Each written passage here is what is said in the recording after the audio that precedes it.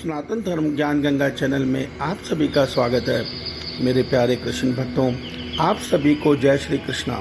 श्री भगवान आप सभी का जीवन आनंदमय, मंगलमय, भक्तिमय तथा धर्म पथ पर अग्रसर करें, ऐसी मेरी श्री भगवान जी से प्रार्थना है। मेरे प्यारे कृष्ण भक्तों, सनातन धर्म ज्ञान गंगा चैनल के आज के वीडियो में हम लोग श्रीमद् भगवद गीता से अध्याय 5 के श्लोक 13 को भगवान श्री कृष्ण जी की कृपा से सरल रूप में समझने का प्रयास करते हैं। जय श्री कृष्णा। मेरे प्यारे कृष्ण भक्तों, श्रीमद् भगवद गीता के अध्याय 5 के श्लोक 13 में भगवान श्री कृष्ण जी ने हमें सिद्ध कर्म योग के विषय में बताया था।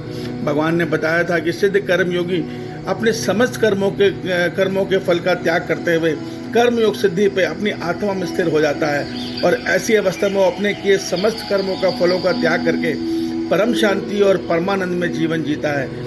यही अवस्था ज्ञान योगी किस प्रकार प्राप्त करता है, भगवान श्री कृष्ण जी आज के श्लोक में हमें यही सत्य बता रहे हैं। मेरे प्यारे कृष्ण भक्तों, श्री भगवान बता रहे हैं कि अंतःकरण जिसके वश में है, ऐसा ज्ञान योग में आचरण करने वाला पुरुष ना कुछ करता हुआ ना कुछ करवाता हुआ इस 9 द्वारों वाले शरीर रूपी घर में सब कर्मों के फल को मन से त्याग कर आनंद पूर्वक सच्चिदानंद घन परम परमात्मा के स्वरूप में स्थिर रहता है। मेरे प्यारे कृष्ण भक्तों, दोनों ही अवस्थाएं, चाहे कर्म योग की हो चाहे ज्ञान योग की हो, इसकी सिद्धि में मनुष्य को एक ही फल मिलता है, अर्थात उसका मन और बुद्धि उसकी आत्मा में स्थिर होकर परम शांति और परमानंद पाते हैं और उसके बाद मन और आत्मा से परमात्मा में स्थिर होकर समाधि अवस्था को पाते हैं।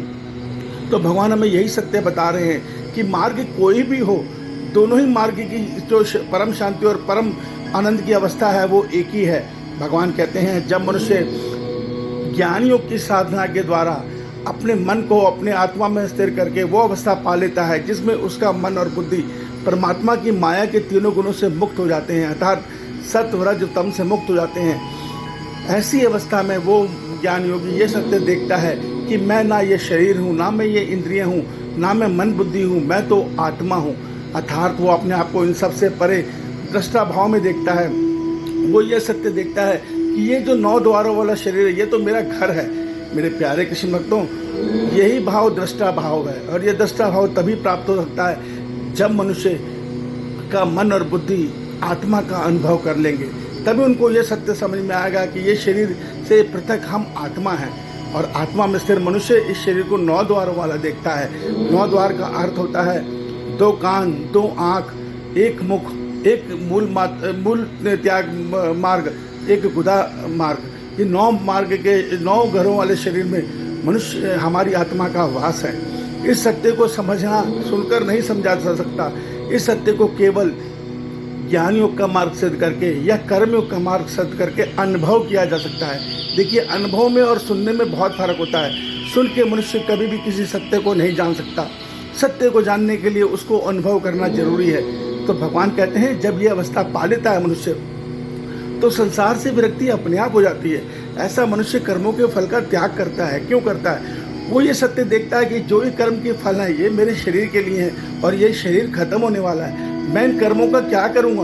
वो उन कर्मों को संसार के भले में, संसार के सेवा भाव में लगा देता है और अपने मन को अपने परमात्मा में स्थिर करके परमानंद में, परम शांति में जीवन जीता है। वो ये सत्य देखता है कि मेरा शरीर जो कुछ कर रहा है या मेरा शरीर मेरे द्वारा किसी से कुछ करवा रहा है, दोनों ही चीज़ें मैं नहीं कर रहा, मैं तो आत्मा हूँ। मेरा तो काम इस शरीर को चेतन ऊर्जा देना है। मेरे प्यारे कृष्ण भक्तों, जब तक ये मन माया के अधीन है तब तक ये मन परमात्मा में स्थिर नहीं हो सकता। इस सत्य को समझ लीजिए।